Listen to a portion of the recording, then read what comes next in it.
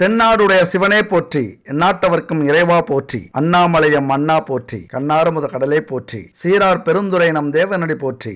ஓம் நம சிவாய. கும்பராசி நண்பர்களுக்கும் தோழிகளுக்கும் பிள்ளைகளுக்கும் பெரியோர்களுக்கும் வணக்கம். உங்க வாழ்க்கையில இந்த பிறப்பின் அடிப்படையில இந்த பிறவியிலேயோ இந்த ஜென்மத்திலேயோ உங்களால உங்கள் ராசிப்படி கோடீஸ்வரனாக முடியுமா முடியாதா, அதை பத்தி தான் இந்த வீடியோவில் மிக தெளிவா நம்ம பேச போறோம். எல்லாரும் குறைவா பேசுங்க அப்படின்னு சொல்றீங்க, சில பேர் திட்டுறீங்க. அதை பத்தி எனக்கு கவலை இல்லை. எந்த ஒரு விஷயத்தையும் தெளிவா சொல்லணும். ஏன்னா உங்கள் அவசரத்துக்கு இங்க நம்ம டக்குன்னு முடிக்க முடியாது. இந்த ஜோதிடம் அப்படிங்கிறது நீங்கெல்லாம் நினைக்கிறது மாதிரி கடல் அளவு பெருசு இல்ல, பிரபஞ்ச அளவு பெருசு. ஒவ்வொரு விஷயமும் அவ்வளவு இருக்கு. அதுலயே ஒரு துளி அளவுக்கு தான் நான் சொல்லிட்டு இருக்கேன். அதனால நான் எப்பொழுதுமே தெளிவா விரிவா தான் சொல்லுவேன். உங்களால முடிஞ்சா இப்ப பார்க்கலாம், முடியல அப்படின்னா எப்ப வேணாலும் பார்க்கலாம். இந்த வீடியோ இந்த சேனல்ல எப்பொழுதுமே இருக்கும். உங்களால முடியும் போது பாருங்க. இந்த வீடியோவை கடைசி வரைக்கும் நீங்க பாக்குறீங்க அப்படின்னா கண்டிப்பா ஒரு நாள் நீங்க கோடீஸ்வரனா ஆவீங்க. அது மட்டும் இல்ல, நம்ம சேனலை எப்பொழுதுமே தொடர்றீங்க அப்படின்னா அடிச்சு சொல்லுவேன், ஒரு வருஷத்திலேயோ 2 வருஷத்திலேயோ மிகப்பெரிய கோடீஸ்வரனாகி உங்க வாழ்க்கையில நீங்களும் ஒரு அந்தஸ்து, புகழ், செல்வம், ஒரு நல்ல குடும்பம் இதெல்லாம் அடைவீங்க அப்படின்னு 100% தெளிவா நான் சொல்லுவேன். சரி, இந்த வீடியோ நம்ம பார்க்கறதுக்கு முன்னாடி ஒரு முக்கியமான விஷயத்தை பார்த்துடலாம். இது ஒரு விளம்பரம் தான். ஏன்னா இன்னைக்கு கலப்படம் இல்லாத பொருளும் கெமிக்கல் கலக்காத பொருளும் உலகத்திலே இல்லை. ஆனா அப்படி ஒரு பொருள் கிடைக்குது அப்படின்னா கண்டிப்பா ஆச்சரியம் தான். அப்படி ஒரு பொருள் கலப்படம் இல்லாம தரமான கெமிக்கல் கலக்காத பொருள் இவங்கள்ட்ட இருக்கு. குட் பேபி 9043688626 இந்த நம்பருக்கு கான்டாக்ட் பண்ணீங்க, வாட்ஸ்அப் பண்ணீங்க அப்படின்னா ஒரு மெசேஜ் வரும். அதுல பாத்தீங்கன்னா நிறைய பொருட்கள் அவங்க வச்சிருக்காங்க. அதாவது சுத்தமான நெய், செக்கில் ஆட்டின தீப எண்ணெய், பஞ்சதீப எண்ணெய். பஞ்சதீப எண்ணெய்க்கு அவ்வளவு ஒரு சக்தி இருக்கு. அந்த பஞ்சதீப எண்ணெய் சிவனுடைய அருள் பெற்ற பசுமாட்டிலிருந்து எடுக்கப்பட்ட பால், நெய், தயிர், கோமியம், சாணம் இதிலிருந்து தயாரிக்கப்பட்ட பஞ்சகாவிய பொருட்கள், விளக்கு, சாம்பிராணி, அகர்பத்தி இது இவங்கள்ட்ட கிடைக்குது. அது மட்டும் இல்ல, பச்சரிசி கோலம் மாவு. இந்த காலத்துல நம்ம பச்சரிசி மாவால கோலம் போட்டதே இல்லை. இவங்க உங்களுக்கு எளிமையா இருக்கணும் அப்படின்னு பச்சரிசி கோலம் மாவு கட்டி பவுடர் அவங்க 9 வகையான பூஜை பொருட்களை கலந்து கொடுக்கறாங்க. மிக அற்புதமான சக்தி வாய்ந்த ஒரு பொருள் அது. அது மட்டும் இல்ல, பச்சை கற்பூரம், தீப கற்பூரம், விபூதி, குங்குமம் இதெல்லாமே தரமா அவங்கள்ட்ட இருக்கு. அதோட உணவுப் பொருட்கள், பாரம்பரியமான தானியங்களை வச்சு மூலிகைகளை வச்சு தயாரிக்கப்பட்ட உணவுப் பொருட்கள், மசாலா, ஊறுகாய், எண்ணெய் வகைகள், செக்கில் ஆட்டின எண்ணெய், அதுபோல உடல் ஆரோக்கியத்துக்கு இவங்க புதுசா தயாரிச்சிருக்காங்க. உண்மையா உங்களுக்கு எந்த ஒரு நோயா இருந்தாலும் இந்த பொருட்கள் போதும். நீங்க வேணா பாருங்க. Weight loss powder, weight loss breakfast, weight loss முருங்கைக்கீரை சூப் பவுடர். அப்புறம் இன்னொரு அதிசயமான ஒரு விஷயம் என்னன்னா, இன்னைக்கு ஒவ்வொரு வீட்லயும் சுகர் இருக்கிறவங்க இருக்காங்க. அவங்களுக்கான பொருள் இப்ப தயார் பண்ணிட்டு இருக்காங்க. கண்டிப்பா கெமிக்கல் இல்லாத தரமான சுத்தமான பொருட்கள் இவங்க நேர்மையா தயாரிச்சிட்டு இருக்காங்க. பயன்படுத்திட்டு நான் சொல்றேன், கண்டிப்பா உங்களுக்கு எங்கேயுமே கிடைக்கல இது மாதிரியான பொருட்கள் அப்படின்னா இவங்கள்ட்ட வாங்குங்க. 60 வகையான பொருட்கள் இன்னைக்கு தயாரிச்சிட்டு இருக்காங்க. அது மட்டும் இல்லைங்க, இந்த வருஷத்துல 100 பொருட்கள் தயாரிக்கிறதா இவங்களுடைய பிளான் இருக்கு. இவங்க கூட நானும் ஜாயின் பண்ணியிருக்கேன். கண்டிப்பா நம்பிக்கையோட வாங்கி பயன்படுத்தலாம். அது மட்டும் இல்ல, இந்த டாபிக் நம்ம கோடீஸ்வரன் ஆவது எப்படி, அதை பத்தி நம்ம பேச போறோம். இவங்க கூட ஜாயின் பண்றீங்க, ரீசேல்ல ஜாயின் பண்றீங்க அப்படின்னா கண்டிப்பா உங்களாலேயும் கோடீஸ்வரன் ஆக முடியும். ஏன்னா இவங்க கொடுக்கிற அந்த பொருள்ல 10% இருந்து 20% வரைக்கும் லாபம் கிடைக்குது. வாங்கி ரீசேல் பண்றதுக்கு முயற்சி பண்ணுங்க, உங்களாலையும் கோடீஸ்வரனாக முடியும். ஏன்னா இன்னைக்கு 60 பொருட்கள் அப்படிங்கிறது நாளைக்கு 100 பொருள் ஆகலாம், 200 பொருட்கள் ஆகலாம். ஜாயின் பண்ணுங்க, கண்டிப்பா என்ஜாய் பண்ணுங்க.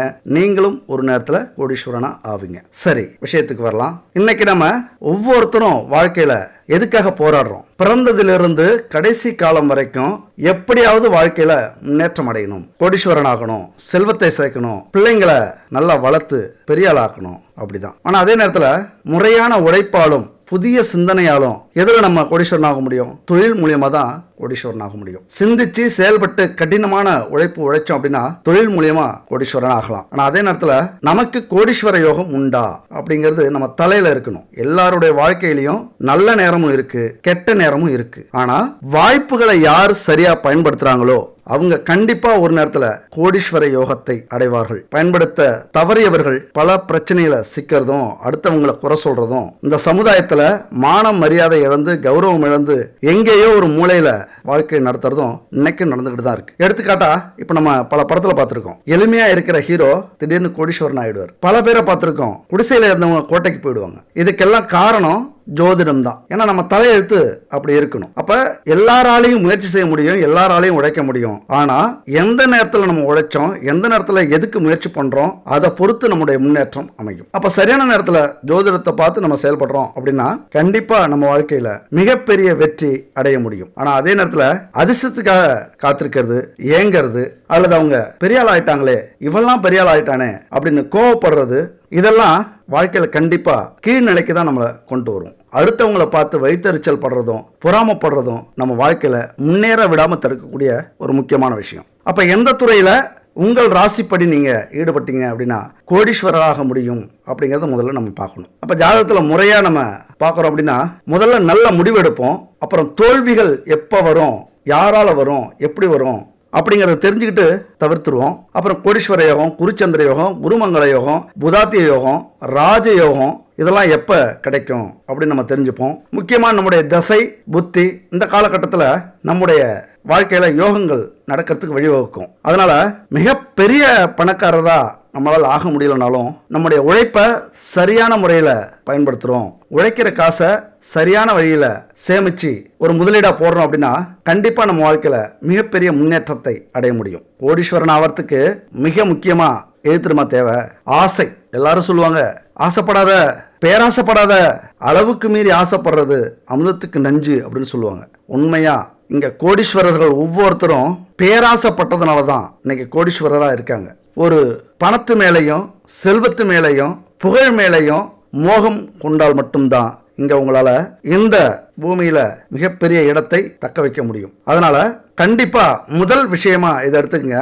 முதல்ல பேராசைப்படுங்க, பேராசைப்படுறதுக்கு கத்துக்குங்க. அந்த பேராசையை, இது ரொம்ப முக்கியமான விஷயம், நேர்மையா அடையறதுக்கு முயற்சி பண்ணிட்டீங்க அப்படின்னா கண்டிப்பா உங்க வாழ்க்கையில நீங்க கோடீஸ்வரர் தான். அதனால கும்பராசியை பொறுத்த வரைக்கும் வாழ்க்கையில ஜெயிக்கணும், அது நேர்மையான வழியில ஜெயிக்கணும், எப்பொழுதுமே ஒரு கௌரவமா வாழணும். அடுத்தவங்க பணத்துல ஒரு காலமும் நம்ம வாழ்க்கைய ஓட்டக்கூடாது. நாம உழைச்சி சம்பாரிச்சு அதுல நாமளும் நம்மளுடைய குடும்பமும் வாழணும் அப்படிங்கிற கொள்கையை உடையவர்கள் அன்பு கும்பராசி நண்பர்களும் தோழிகளும். இந்த கலசம் தான் கும்பராசிக்கு சின்னம். அந்த கலசத்துக்குள்ளார என்ன இருக்கும்? கோவில் கலசத்துக்குள்ளார புனிதமான பொருள் தான் இருக்கும். அந்த மாதிரி கும்பராசி நண்பர்களுடைய தோழிகளுடைய மனசுல கெட்ட எண்ணங்கள் இருக்கிறது ரொம்ப அரிது. ஒரு தூய்மையான உள்ளம், தூய்மையான எண்ணம், எல்லாரும் நல்லா இருக்கணும், நலமோட வாழணும் அப்படின்னு நினைக்கக்கூடிய உள்ளம். அதனால அதுக்கு பேரே கும்பராசி அப்படின்னு வந்திருக்கு. அதனாலதான் நீங்களே அந்த கும்பராசியில பிறந்திருக்கீங்க. அர்த்தம் இல்லாம இங்க யாரும் பிறக்கிறதே இல்லை. அப்ப இப்படிப்பட்ட மதிப்புள்ள ஒரு கௌரவம் உள்ள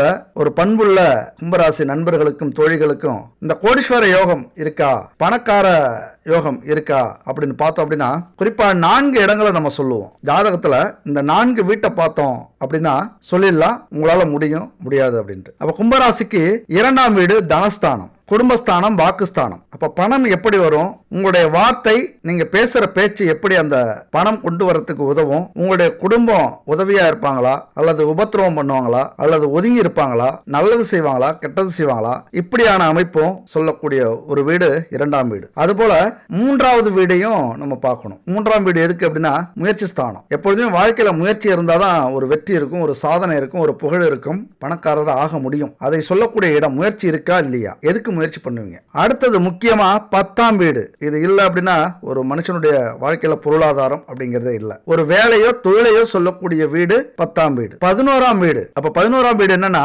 என்ன வேலை செஞ்சாலும் என்ன தொழில் செஞ்சாலும் நமக்கு லாபம் கிடைக்குமா?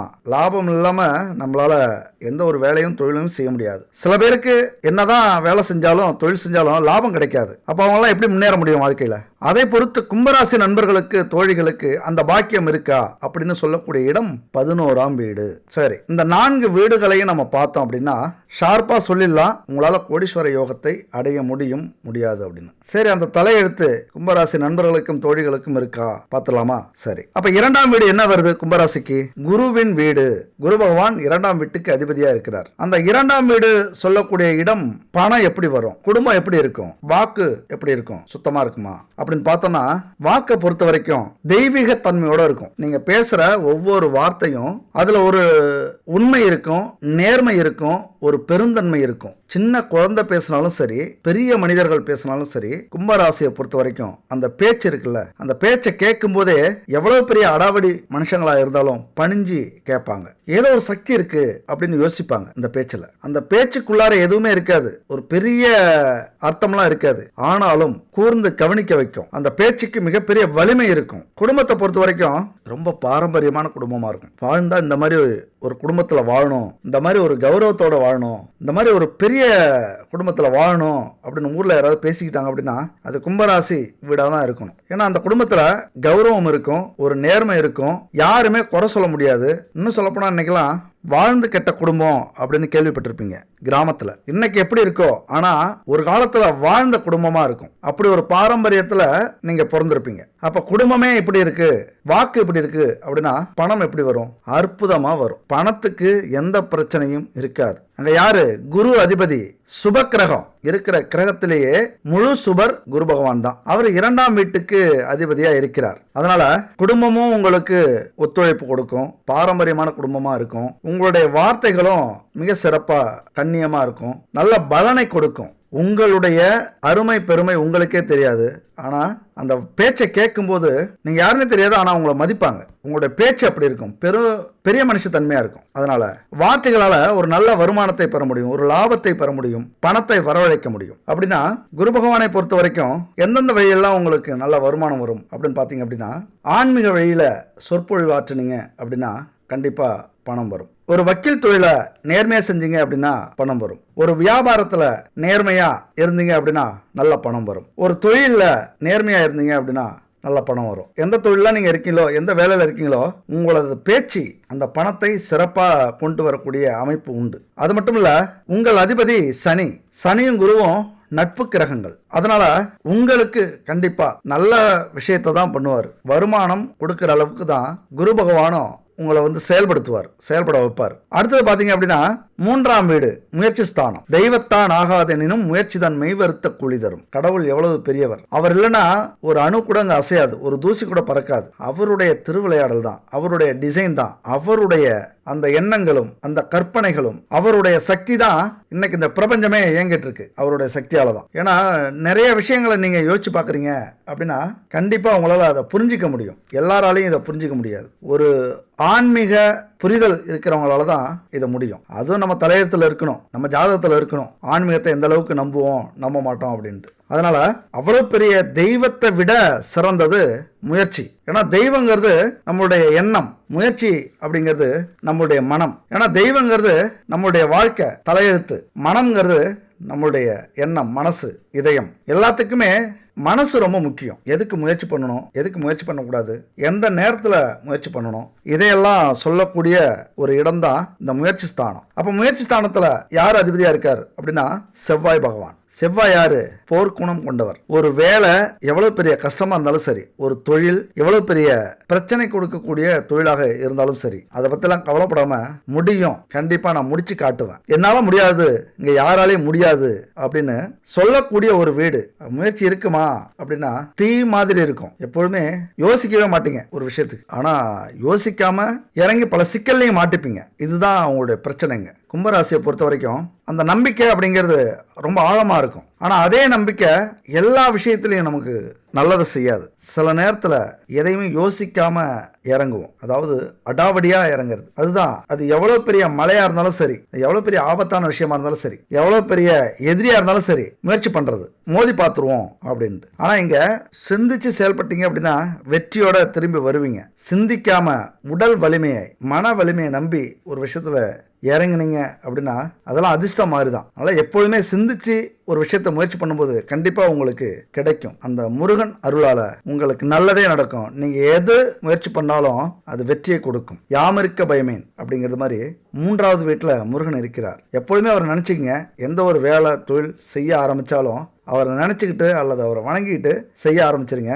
வெற்றி மேல் வெற்றி உங்களுக்கு கண்டிப்பா உறுதி. அப்ப முயற்சி ஸ்தானத்துல என்ன பிரச்சனை இருக்கு, அது எப்படி இருக்கணும் அப்படின்னு உங்களுக்கு தெரிஞ்சிருக்கும். நிதானம் அப்படிங்கிறது ரொம்ப முக்கியம். அடுத்து பாத்தீங்க அப்படின்னா தொழில் ஸ்தானம். கும்பராசியை பொறுத்த வரைக்கும் என்ன வேலை செய்வீங்க, என்ன தொழில் செய்வீங்க, எது உங்களுக்கு அதிக வருமானத்தை கொடுக்கும்? எப்பொழுதுமே இங்க நிறைய பேர் ஜாதகத்தை வந்து என்ன படிப்பாங்க, கல்யாணம் எப்ப நடக்கும், கல்யாண பொண்ணு எங்க இருக்காங்க, குடும்பம் எப்படி இருக்கும், இதுக்கு தான் நம்ம ஜாதகத்தை பார்க்கறோமே தவிர அதிகபட்சம் ஒரு 90% பேர் நாம வாழ்க்கையில என்ன தொழில் செய்வோம், ஏன்னா ஒட்டுமொத்த குடும்பத்தை காப்பாத்துறது இந்த வேலை தொழில் தான். அதை யாரும் நம்ம இங்க ஜாதகமா ஜோதிடம் பார்க்கறதே இல்லை. அதை பார்த்தாதான் அடுத்ததே நல்லது நடக்கும். நல்ல குடும்பம் அமையும், நல்ல மனைவி கணவன் அமைவாங்க, நல்ல குழந்தைகள் அமையும், குழந்தைகளுடைய வாழ்க்கை நல்லா இருக்கும்.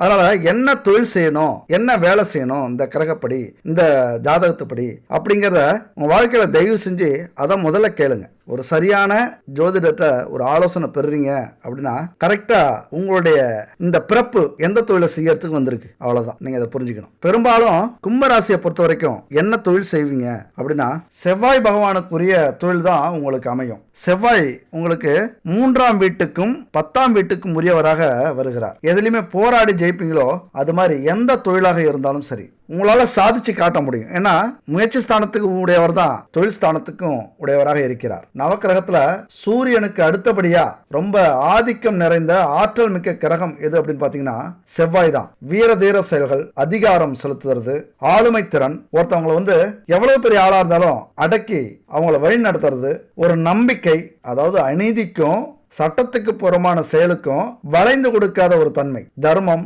நீதி, நேர்மை, நியாயம், இதையெல்லாம் சொல்லக்கூடிய கிரகம் தான் செவ்வாய். அப்ப அதற்கு உரிய தொழில் வேலை எது அப்படின்னு பாத்தீங்கன்னா கும்பராசியை பொறுத்த வரைக்கும் கண்டிப்பா காவல்துறையில சாதிக்கலாம், ராணுவம், தீயணைப்புத்துறை, இது மாதிரி துறையில உயர் பதவிகளை வகிக்கிறதுக்கு ரொம்ப முக்கியமானவங்க, அந்த அளவுக்கு திறமை உள்ளவங்க. அதுபோல மண், மனை, வீடு, நிலம், தோட்டம், ரியல் எஸ்டேட் இதெல்லாம் வாங்கி விற்கிற தொழில் தாராளமா செய்யலாம். ஏன்னா ஒரு அரசு துறையை விட அதிக பணம் புழங்குற தொழில் இதுதான். வீடு, நிலம், தோட்டம், எஸ்டேட் இதெல்லாம் வாங்கி விற்கிறதெல்லாம் நல்ல வருமானம் இருக்கு. அரசு துறையில ஒரு புகழ் கிடைக்கும். நேர்மையா இருந்தா சம்பாதிக்க முடியாது, சம்பாதிக்கணும்னா நேர்மையா இருக்க முடியாது. அப்ப நேர்மை இல்லாம சம்பாரிச்சு அப்படின்னா அந்த பணம் நிலைக்காது. கோடீஸ்வர யோகத்தை அடையிறது ரொம்ப கஷ்டம். ஆனா அதே நேரத்துல உங்க ஜாதகத்துல, குறிப்பிட்ட ஜாதகத்துல நீங்க எதுக்கு போனா சரியா இருக்கும், புகழ் அடைவீங்க அப்படிங்கிற அமைப்புலாம் இருக்கும். இப்ப பொதுவா கும்பராசியை பொறுத்த வரைக்கும் அரசு துறையில அதிகார வர்க்கம் எதுவோ அதற்கான துறை உங்களுக்கு சிறப்பா இருக்கும். ரியல் எஸ்டேட், வீடு, நிலம் அது சிறப்பா இருக்கும். அடுத்தது சாகச நிகழ்ச்சிகள், இன்ஜினியரிங் ஒர்க், பெரிய பெரிய மிஷின் எல்லாம் வச்சு வேலை செய்யற அந்த அமைப்பு உங்களுக்கு சிறப்பா இருக்கும். மருத்துவ துறை ரொம்ப ரொம்ப சிறப்பா இருக்கும். ஏன்னா செவ்வாய் அப்படின்னாலே இரத்தத்துக்கு காரகர், மருத்துவத்தில் அடிக்கடி ரத்தத்தை பார்ப்பாங்க. செவ்வாய் அமைப்பு சிறப்பா இருந்ததுன்னா பெரிய மருத்துவர் ஆகலாம். அந்த வாய்ப்பு கூட கும்பராசிக்கு உண்டு. அது எவ்வளவு பெரிய துறையாக இருந்தாலும் சரி, பெரிய கம்பெனியா இருந்தாலும் அரசு துறையா இருந்தாலும் உயர் பதவிக்கு ஒரு சிறந்த வாய்ப்பு உண்டு. உயர் பதவியை சொல்லக்கூடியது இந்த செவ்வாய் தான். பொதுவாகவே உங்களுக்கு தோற்றத்துல கம்பீரம், நடையில மிடுக்கு, குரல் அதிகாரம் இதெல்லாமே இருக்கும். கும்பராசியை பொறுத்த வரைக்கும் இதெல்லாமே இருக்கும். விளையாட்டு துறையில மிகப்பெரிய சாதனையை உங்களால செய்ய முடியும். அதனால அதுக்கெல்லாம் நீங்க முயற்சி பண்ணலாம். அடுத்தது சகோதர சகோதரிகள் மூலம் உங்களுக்கு நல்ல அனுகூலம், ஆதாயம் ஏற்படணும் அப்படின்னா அதுக்கு காரணம் செவ்வாய் பகவான் தான். உங்களுக்கு நல்லது செய்யணும் அப்படின்னு நினைச்சிட்டாரு அப்படின்னா அவங்க எல்லாம் ஒத்துமையா இருப்பாங்க. அவங்களுக்கும் உங்களை மாதிரி நல்ல எண்ணங்கள் இருக்கணும், ஒரு பெருந்தன்மை இருக்கணும். அப்படி இல்லை அப்படின்னா கண்டிப்பா மிகப்பெரிய பிரச்சனையை கொண்டு வந்து விடுவாங்க. உறவுகளால அல்லது கூட பிறந்தவங்களால உங்களுக்கு எந்த ஒரு நன்மையும் உங்க வாழ்க்கையில ஏற்படாது, முன்னேற்றமும் ஏற்படாது. கொஞ்சம் விலகி இருக்கிறது நல்லது. அது மட்டும் இல்ல செவ்வாய் பூமிக்காரகர். பூர்வீக சொத்து பிரச்சனை இல்லாம உங்களுக்கு கைக்கு வந்து சேரும். அதுல வந்து தொழில் ஆரம்பிக்கிறீங்க அப்படின்னா ஒரு நல்ல முன்னேற்றம் இருக்கும். அதுபோல வீடு கட்டி விற்கலாம். இன்ஜினியரிங் தொழில் நம்ம முன்னாடி சொன்ன மாதிரி பிஇலாம் படிச்சிங்க அப்படின்னா பெரிய இன்ஜினியராக வரதுக்கான வாய்ப்புகள் உண்டு உங்கள் வாழ்க்கையில். அதனாலே நீங்கள் கோடீஸ்வர யோகத்தை உங்களால் அடைய முடியும். அதுபோல் தாய் வழி உறவுகளால் உங்களுக்கு யோகம் உண்டு. எப்பொழுதுமே உங்கள் வாழ்க்கையில் நீங்கள் முன்னேறணும் அப்படின்னா அவர்களுடைய நட்பு ரொம்ப முக்கியமானதாக இருக்கும். அவங்க உதவி பண்ணாங்க அப்படின்னா கண்டிப்பாக உங்களால் வாழ்க்கையில் முன்னுக்கு வர முடியும், அந்த கோடீஸ்வர யோகத்தை அடைய முடியும். அது மட்டும் இல்ல திருமண வாழ்க்கை அப்படிங்கிறது மிக மிக முக்கியமானது. செவ்வாய் வந்து திருமண வாழ்க்கையில கொஞ்சம் பிரச்சனையை கொடுத்துக்கிட்டே இருப்பார். அப்ப இங்க பொறுமை ரொம்ப முக்கியம். உங்களை பொறுத்த வரைக்கும் 7வது வீடு அப்படிங்கிறது சூரியன் அதிபதியா இருக்காரு. உங்களை விட உங்களது துணை, கணவனோ மனைவியோ தைரியம் உள்ளவராக இருப்பார். சமுதாயத்துல பிரபலமானவராக இருக்கிறதுக்கான வாய்ப்புகள் உண்டு. எந்த விதத்திலையும் அவங்கள பகச்சிக்காம அவங்கள துணையா வச்சுக்கிட்டீங்க, அவங்கள மதிச்சு நடந்துக்கிட்டீங்க அப்படின்னா உங்களையும் பிரபலமாக்கக்கூடிய வலிமை உங்களது துணைக்கு கட்டாயம் உண்டு. கும்பராசியை பொறுத்த வரைக்கும் வாழ்க்கையில சுய பலத்தோட சொந்தமா உழைச்சி 50% முன்னேறீங்க அப்படின்னா உங்களது துணையால மீதி 50% முன்னேற முடியும். இங்கே வந்து குடும்பம் முக்கியமா அல்லது சுய கௌரவம் முக்கியமா அப்படின்னு நீங்கள் பார்க்கணும். அப்போ குடும்பத்தோட சேர்ந்து முயற்சி பண்ணும்போது கண்டிப்பாக உங்கள் வாழ்க்கையில் கோடீஸ்வர யோகத்தை உங்களால் அடைய முடியும். அதனால் தொழில் ஸ்தானம் அப்படிங்கிறது ரொம்ப அற்புதமாக இருக்குது கும்பராசியை பொறுத்த வரைக்கும். அடுத்தது லாபஸ்தானத்தை பற்றி நம்ம பார்க்க போகிறோம். எது செஞ்சாலும் வாழ்க்கையில் லாபம் கிடைக்குமா? லாபங்கிறது பணம் மட்டும் இல்லை, நாம் செய்கிற வேலைக்கு அல்லது உழைக்கிற உழைப்புக்கு பலன் கிடைக்குமா? அந்த பலன் உழைப்புக்கும் அதுக்கும் சரியாக இருக்குமா, இல்லை உழைப்பை விட பலன் அதிகமாக இருக்குமா அப்படின்னு சொல்லக்கூடிய இடம் தான் இந்த 11ஆம் வீடு. ஒரு அதிர்ஷ்ட வீடுன்னு கூட சொல்லுவாங்க. அப்போ அந்த 11ஆம் வீடு கும்பராசிக்கு அதே 2 கூடையவர் 11ஆம் வீட்டுக்கும் உரியவராக வருகிறார் குரு பகவான். அதனால லாபம் அப்படிங்கிறது மிக பிரம்மாண்டமாக தான் இருக்கும். குரு அப்படின்னாலே பெரிய கிரகம். லாபம் மிக பிரம்மாண்டமாக இருக்கும். பொதுவாகவே லாபத்தால் செல்வம் சேர்ப்பீங்க. பவுனு நகை இந்த காலகட்டத்தில் அணிகலன்கள் வாங்கிறதுக்கான வாய்ப்புகள் உங்களுக்கு அதிகரிக்கும். எப்பொழுதுமே தங்கத்தில் நீங்கள் முதலீடு செஞ்சீங்க அப்படின்னா மிகப்பெரிய லாபத்தை அடைய முடியும். லாபம் வந்தாலும் அந்த லாபத்தில் தங்கம் வாங்குறீங்க அப்படின்னா அது நிலைச்சு நிற்கும். ஏன்னா லாப வீட்டுக்கு உரியவர் குரு பகவான். மிகப்பெரிய ஒரு பாக்கியம் உங்களுக்கு உண்டு இந்த விஷயத்தை பொறுத்த வரைக்கும். வாழ்க்கையில் லாபம் அப்படிங்கிற இடத்துல குரு பகவான் இருந்தாலே அவங்க கொடுத்து வச்சவங்க. ஏன்னா எந்த ஒரு லாபமும் சாதாரணமாக கிடைக்காது, மிக பிரம்மாண்டமாக தான் கிடைக்கும். அது மட்டும் இல்லை, 11ஆம் வீடு அப்படிங்கிறது குரு பகவானின் வீடு. பூர்வீக புண்ணியத்துக்கு அவர் அதிபதி. நல்ல கௌரவமான குடும்பத்தில் நீங்கள் பிறந்திருந்தீங்க அப்படின்னா உங்கள் வாழ்க்கையில் கண்டிப்பாக கோடீஸ்வர யோகத்தை உங்களால் அடைய முடியும். கௌரவமான குடும்பமாக இருந்தால் தான் உங்களை பிறக்க வைக்கும் கும்பராசியில். அதனால் லாபம் சிறப்பாக அமையறதுக்கான வாய்ப்புகள் உண்டு. அந்த லாபத்தாலேயே கோடீஸ்வர யோகத்தை உங்களால் அடைய முடியும். அடுத்து பார்த்தீங்கன்னா உங்கள் வாழ்க்கையில் கோடீஸ்வர யோகத்தை அடையணும் அப்படின்னா இந்த விஷயங்களையும் கடைபிடிங்க. முக்கியமாக இதை கவனிங்க. ஒரு தொழில் செய்யாதீங்க, ஒரே இலக்கை நோக்கி பயணிக்காதீங்க, ஒரே பாதையில் போகாதீங்க. 5-6 தொழில் செய்யுங்க. அதில் 2 தொழிலை தேர்ந்தெடுங்க. உங்களுக்கு எது லாபம், அதிக லாபம் கொடுக்கக்கூடியது எது, நஷ்டம் இல்லாத லாபம் கொடுக்கக்கூடியது எது, இந்த 2 விஷயத்தை தேர்ந்தெடுத்துங்க. ஏன்னா எல்லா துறையிலுமே ஏற்றம் இறக்கம் அப்படிங்கிறது உண்டு. ஆனால் அதே நேரத்தில் பல தொழிலில் இறங்கி 2-3 தொழிலை தேர்ந்தெடுத்துக்கிறது நம்ம வாழ்க்கைக்கு கஷ்ட காலத்தில் கூட நம்மளை கைவிடாது. ஒரு தொழில் கைவிட்டாலும் இன்னொரு தொழில் கைவிடாது. அதனால் ரியல் எஸ்டேட், பங்கு சந்தை, இந்த மியூச்சுவல் ஃபண்டுலாம் இப்போ சொல்லிட்டு இருக்காங்க. நம்மளை கோடீஸ்வரன் ஆக்கத்தில் இந்த திட்டம்லாம் மிகப்பெரிய ஒரு வரப்பிரசாதம் அப்படின்னு சொல்லலாம் இந்த காலகட்டத்தில். முன்னாடிலாம் இது இல்லை. இந்த மாதிரியான விஷயத்தில் உங்களது சேமிக்கிற பணத்தை முதலீடு செய்யுங்க. கண்டிப்பாக கோடீஸ்வர யோகத்தை அடைய முடியும். சரி, கம்மியான பணம் இருக்குது அப்படின்னா தங்கத்தில் வெள்ளியில் நீங்கள் முதலீடு போடலாம், என்னைக்குமே குறையாது. அதுபோல் சேமிப்பு திட்டங்களில் பேங்க்லேயோ போஸ்ட் ஆஃபீஸ்லேயோ இந்த மாதிரி திட்டங்களில் முதலீடு போடுங்க. ஏன்னா என்னதான் உழைச்சி சம்பாதிச்சாலும் சேமிக்காமல் நாம் செய்கிற செலவு நம்ம வாழ்க்கையில் நம்மளை முன்னேறவே விடாது. குறிப்பாக இந்த ராசி நண்பர்கள்லாம் இந்த விதிமுறையை கடைபிடிங்க. என்னன்னா 50-30-20 இந்த ஃபார்முலா. நமக்கு கிடைக்கிற வருமானத்தை மொத்தமாக செலவு பண்ணிடாதீங்க எப்பொழுதுமே. அதுதான் இன்னைக்கு நிறைய பேர் ஏழையாக இருக்கிறதுக்கு காரணம் அதுதான். அப்போ 50-30-20 அப்படிங்கிற விகிதத்தில் பிரிச்சுக்குங்க. 50% நமக்கு என்ன தேவையோ அதுக்கு பயன்படுத்திக்கணும். கடன் இருந்தால் கடன் அடைச்சிக்கணும். 30% ஒரு முதலீட்டில் போடணும். ஏதோ எதிர்காலத்துக்கு ஒரு லாபம் கிடைக்கிறது மாதிரி, ரிட்டர்ன் வர்றது மாதிரி முதலீடு போடலாம் 30%. அடுத்த 20% இருக்குல்ல, ஒரு சேமிப்பு ரொம்ப முக்கியம். இதுதான் நம்முடைய கடைசி காலத்தில் உதவக்கூடிய உயிர் செல்வம். இந்த விகிதத்தை உங்கள் வாழ்க்கையில் கடைபிடிச்சிங்க அப்படின்னா கோடீஸ்வரன் ஆகிறதும் உறுதி, புகழ் அடைவதும் உறுதி, கடைசி காலத்தில் நிம்மதியாக வாழறதும் உறுதி. அதனால தான் நான் முன்னாடியே சொல்லிட்டேன், கோடீஸ்வரன் ஆகிறது அப்படிங்கிறது அவ்வளோ சாதாரண விஷயமும் இல்லை, ரொம்ப கஷ்டமான விஷயமும் இல்லை. சில வழிமுறைகளை நம்ம கடைபிடிக்கிறோம் அப்படின்னா, சில செயல் நம்ம விடாமல் முயற்சி பண்ணுறோம் அப்படின்னா, நம்ம ராசிக்கேற்ற, நட்சத்திரத்துக்கேற்ற, லக்னத்துக்கேற்ற தொழில் எது, வேலை எது அப்படின்னு கண்டுபிடிச்சு செய்ய ஆரம்பிச்சிட்டோம் அப்படின்னா கண்டிப்பாக நம்ம வாழ்க்கையில் கோடீஸ்வரன் ஆவது 100% உறுதி. ஆனால் நேர்மையாக இருக்கணும், அவ்வளோதான். அடுத்தது இன்னொரு முக்கியமான விஷயத்தை நீங்கள் கடைபிடிங்க. இது என்னுடைய வேண்டுகோள். வாடிய பயிர்களுக்கு நெஞ்சுரம் பார்க்கும் ஆன்மீகம் ஒரு மிகப்பெரிய வழி. எதில் தோல்வி அடைஞ்சாலும் சரி, எதை இழந்தாலும் சரி, வாழ்க்கையே இல்லை, இதுக்கு மேலே நம்ம வாழ்க்கையில் முன்னேற்றமே இல்லை, நாம் ஏழையாகத்தான் இறக்கணும் அப்படின்னு நினச்சிட்டீங்க அப்படின்னா உங்களுடைய கடைசி வாய்ப்பு ஆன்மீகம் தான். உண்மையை சொல்லணும் அப்படின்னா உழைக்காம எதுவுமே யாருக்குமே கிடைக்காது. அப்படியே கிடைச்சாலும் அது நிலைக்காது.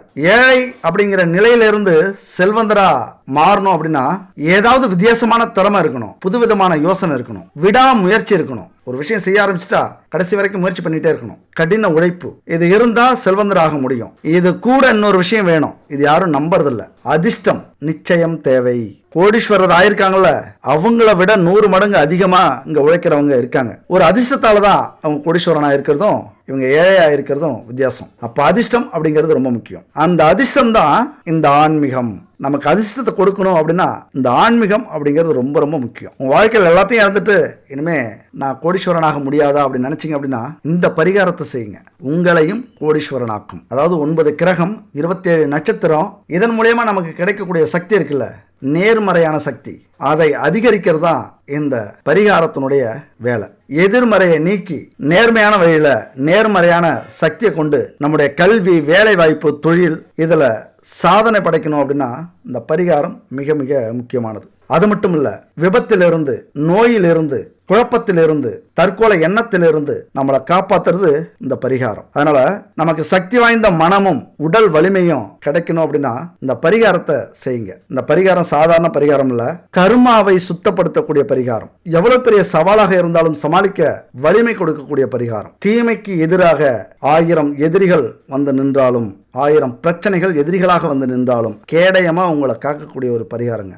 நம்பிக்கையோட இந்த பரிகாரத்தை செய்யுங்க. நல்ல முறையில் உழைச்சி வர வருமானத்தில் நிம்மதியாக வாழ்க்கை வாழணும் அப்படின்னா அந்த கொடுப்பனை நமக்கு இருக்கணும். நாம் சம்பாரித்த பணத்தில் நம்ம நிம்மதியாக வாழ முடியுமா? அப்படி தான் எல்லாரும் வாழ்கிறாங்களா அப்படின்னா இல்லை. பல பேர் சம்பாரித்த பணத்தையே அபகரிச்சுக்கிறாங்க, மிஸ் பண்ணிடுறாங்க, இழந்துடுறாங்க. அதையெல்லாம் காத்து நம்மளே வாழ வைக்கக்கூடிய ஒரே தெய்வம் யார் தெரியுமா? சிவன் தான். சிவனுடைய அருள் விரைவாக நமக்கு கிடைக்கணும் அப்படின்னா மிகச்சிறந்த வழி இந்த சிவ வழிபாடு. இந்த உலகத்தில் இன்பத்தை கொடுக்கக்கூடியவர், பொருளை கொடுக்கக்கூடியவர், காதல், திருமணம், மகிழ்ச்சி, செல்வம், சக்தி, ஞானம் இதெல்லாத்தையும் கொடுக்கக்கூடியவர் சிவபெருமான். பக்தர்களுக்கு அருள் செய்து அவர்களுக்கு வேண்டிய வரங்களை இந்த காலத்திலிருந்து அந்த காலம் வரைக்கும் கொடுத்துக்கிட்டு இருக்கிறவர் சிவபெருமான் தான். இதை எல்லாரும் நம்புறதில்ல, உணர்ந்தவர்களுக்கு மட்டும்தான் தெரியும். இந்த பரிகாரம் கோடிகளை உங்களுக்கு குவிச்சு கொடுக்கும், அள்ளி கொடுக்கும், பண வரவை அதிகரிச்சு கொடுக்கும். எல்லாரும் கோடிகளை கொட்டணும், பண வரவை அள்ளி கொடுக்கணும் அப்படின்னா மகாலட்சுமியையும் குபேரரையும் வழிபடுவாங்க. இது எல்லாருக்குமே தெரிஞ்ச ஒரு வழிபாடு. ஆனா இவங்களுக்கெல்லாம் இந்த செல்வத்தை அருளும் பாக்கியத்தை, செல்வத்தை காக்கும் யோகத்தை கொடுப்பவர் யார் தெரியுமா? ஈஸ்வரர் தான். அதனால தான் பரமேஸ்வரன், ஈஸ்வரருக்கு இன்னொரு பேரு கோடீஸ்வரர். அதனால 2 பேர் ஈஸ்வரருக்கு உண்டு. அவருக்கு நம்ம இந்த பரிகாரத்தை செய்யும் போது எல்லா விதமான பலன்களையும் நமக்கு அள்ளி கொடுப்பார். கர்ம வினையை நீக்கி கொடுப்பார். நம்ம வாழ்க்கையில முன்னேறணும், ஜெயிக்கணும் அப்படின்னா நம்முடைய கர்ம வினையை நீங்கணும். மிக மிக முக்கியமானது. அப்ப எளிய முறையில இந்த வழிபாட்டை கடைபிடிங்க. ஈஸ்வரரை மனசார நினைச்சு இந்த பரிகாரத்துல வரக்கூடிய மந்திரத்தை சொல்லுங்க. இந்த பரிகாரத்தை எப்ப செய்யலாம் அப்படின்னா நல்லா கவனிச்சுக்கங்க. வழிபாட்டை தொடங்குற நாள் அமாவாசை, பௌர்ணமி, மாசத்துல 2 நாள் வரும் பிரதோஷ தினம். இந்த 4 நாட்கள்லயும் இந்த வழிபாட்டை நீங்க செய்யலாம். அதாவது ஆரம்பிக்கலாம். ஆரம்பிச்சு தொடர்ந்து 48 நாள் இந்த வழிபாட்டை செய்யுங்க. தயவு செஞ்சு நான் கோடீஸ்வரனாக முடியல, நான் இன்னும் ஏழையாகவே இருக்கேன், ஒரு பணங்காசு நிக்க மாட்டேங்குது, எல்லாரும் நல்லா இருக்காங்க, என் வாழ்க்கையில் மட்டும் அந்த நல்லதே நடக்கல அப்படின்னு புலம்புறதை விட்டுட்டு இந்த ஒரு பரிகாரத்தை மட்டும் செய்யுங்க. தயவு செஞ்சு செய்யுங்க. கோடீஸ்வரன் ஆயிட்டோம்னா இந்த உலகமே நம்ம கையில், நாம பிறவி பயனை அடைஞ்சிருவோம். அதுக்கு ஒரே வழி சிவனை வழிபடுறது இந்த பரிகாரம் தான். உங்களை கோடீஸ்வரனாக்கக்கூடிய பரிகாரம் இது. இங்க ஏன்னா லட்சுமி குபேரரை மட்டும் சொல்லாம சிவனை சொல்றேன் அப்படின்னா எல்லாருமே சிவனை வணங்கிதான் கோடீஸ்வரர் ஆகியிருக்காங்க, குபேரர் ஆகியிருக்காங்க. எல்லாரும் அப்படின்னா எதை சொல்றோம் தெரியுமா? 33 தேவர்களும், பிரம்மா, விஷ்ணு எல்லாரையும் குறிக்கும். எல்லாரும் நான் சொல்ற நேரத்துல வழிபட்டீங்க அப்படின்னா அந்த நேரத்துல தான் சிவனை சேம நலத்திற்காக வழிபட்டவர்கள். அவரும் அந்த நேரத்துல வழிபட்டு கொண்டிருப்பார் அப்படிங்கிறது ஐதீகம். எல்லாரும் சிவனை வழிபடுவாங்க, சிவனும் அந்த நேரத்துல வழிபடுவார் பிரம்ம முகூர்த்தத்துல. அதனால எல்லாருமே பிரம்ம முகூர்த்தத்தில் நம்ம வழிபடுறோம் அப்படின்னா கண்டிப்பா நம்ம கோடீஸ்வர யோகத்தை அடைய முடியும். இந்த 4 நாட்கள்ல ஒரு நாள் ஆரம்பிங்க. தொடர்ந்து 48 நாள் இந்த பரிகாரத்தை செய்யுங்க. காலையில 3:30 மணிலேருந்து 5 மணி வரைக்கும் எப்போ வேணாலும் எழுந்திரிக்கலாம். எழுந்திரிச்சு குளிச்சுட்டு துவைச்ச துணியை உடுத்திக்கிங்க. வீட்டு வாசல்ல பச்சரிசி மாவால கோலம் போடுங்க. தயவு செஞ்சு பவுடரால, மண்ணால கோலம் போடாதீங்க. பச்சரிசி மாவால முருகனுக்கு உகந்த கோலம் போடுங்க. ஏன்னா 33 தேவர்களை நம்ம வீட்டுக்கு நம்முடைய பூஜைக்கு வரவழைக்கிறதுக்காக இந்த கோலம் மங்களகரமா அழைக்கிறது. அதனால பச்சரிசி மாவால கோலம் போடுங்க. உங்க பூஜை அறையை சுத்தம் பண்ணிட்டு சாமிகளுக்கு, சாமி போட்டோவுக்கு மஞ்சள் குங்குமம் போட்டு வச்சுக்கங்க. அலங்காரம் செஞ்சுக்கங்க.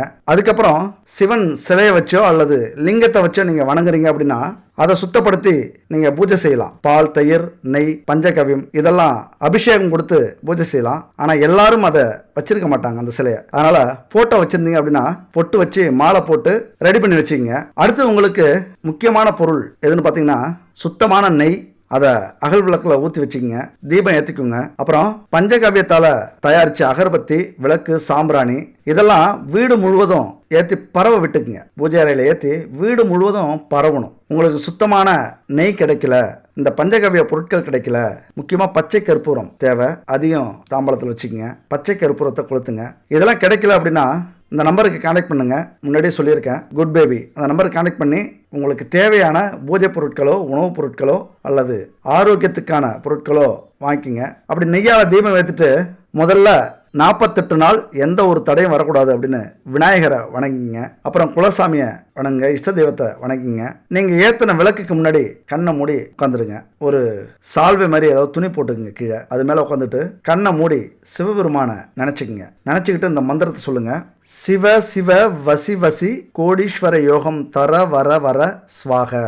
சிவ சிவ வசி வசி கோடீஸ்வர யோகம் தர வர வர ஸ்வாக அப்படிங்கிற இந்த மந்திரத்தை 108 முறை ஒவ்வொரு நாளும் சொல்லணும். எல்லா மந்திரம் மாதிரியும் 18 முறை, 21 முறை, 54 முறை அப்படின்னு சொல்லக்கூடாது. இந்த 48 நாளும் ஒவ்வொரு நாளும் 108 முறை இந்த மந்திரத்தை சொல்லி கட்டாயம் முடியுங்க. அதுக்கப்புறம் சிவபெருமான் கோயிலுக்கு போயிட்டு நெய் தீபம் வச்சு வணங்கிட்டு வீட்டுக்கு வந்துடுங்க. இப்படி 48 நாள் செய்கிறீங்க அப்படின்னா கண்டிப்பாக உங்களால் கோடீஸ்வர யோகத்தை அடைய முடியும். இது 100% அனுபவத்தில் சொல்லக்கூடிய விஷயம். இது உங்களால் முடியாது அப்படின்னா கோடீஸ்வர யோகம் உங்களுக்கு கிடைக்கிறது ரொம்ப கடினம். ஆனால் கிடைச்சிருச்சு அப்படின்னா உங்கள் வாழ்க்கையே வேற லெவலில். இந்த 48 நாள் செஞ்சு முடிக்கிறதுக்குள்ளாரையே நீங்கள் அதை அனுபவிக்க ஆரம்பிச்சிருங்க. 10-15 நாட்கள் முடியும் போதே உங்களுக்கு பணம் வர ஆரம்பிச்சிடும். அதனால் 48 நாளும் தொடர்ந்து செய்யுங்க. ரொம்ப எளிய பரிகாரம். முக்கியமாக கலப்படம் இல்லாத பொருட்களை வாங்கி பயன்படுத்துறதுக்கு பாருங்கள், 100% இது பலிக்கும். இன்னைக்கு பரிகாரங்கள்லாம் பலிக்காததுக்கு காரணம்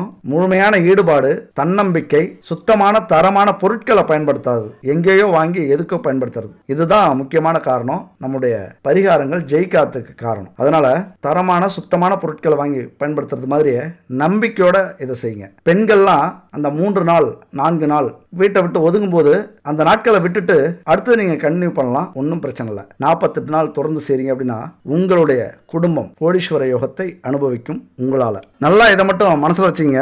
கல்யாணம் ஆனவங்களா இருந்தால் குடும்ப செலவுக்கு நாம் சம்பாதிக்கிற பணம் செலவாயிடும். பிள்ளைகளுடைய கல்விக்கு, உணவுக்கு, வாழ்கிற வாழ்க்கையினுடைய தேவைகளை பூர்த்தி செய்யறதுக்கு நமக்கு சரியா இருக்கும். அதையும் மீறி கோடீஸ்வரனா ஆகணும் அப்படின்னா பகல் நேரத்தில் மாத சம்பளமும், மாலை நேரத்தில் சொந்த தொழிலும் செய்யணும். ஒரு நேர்மையான மனுஷன் இப்படி இரவும் பகலும் பல ஆண்டா கஷ்டப்பட்டாதான் குடும்பத்தில் கோடீஸ்வரன் ஆக முடியும். உழைப்பு மட்டும் இல்ல, சொந்த விருப்பங்களை எல்லாம் தியாகம் செய்யணும். அப்பதான் கோடீஸ்வரன் ஆக முடியும். கோடீஸ்வரன் ஆகி நம்ம திரும்பி பார்த்தோம் அப்படின்னா நம்ம உடம்புல சத்து இருக்காது, வயசாயிடும். நம்முடைய குடும்பத்துக்காக நம்ம கோடீஸ்வரன் ஆகி இருப்போம். ஆனால் இதெல்லாம் அனுபவிக்க உடம்புல சக்தி இல்லை, இருக்காது. அப்படிங்கும்போது எவ்வளவு கஷ்டமா இருக்கும். ஆனாலும் மகிழ்ச்சியா வாழணும்னா கோடீஸ்வரர் ஆகணும். கோடீஸ்வரர் ஆகணும்னா மகிழ்ச்சியை எதிர்பார்க்க கூடாது. அடுத்த ஒரு அற்புதமான வீடியோல நம்ம சந்திக்கலாம். நன்றி, வணக்கம்.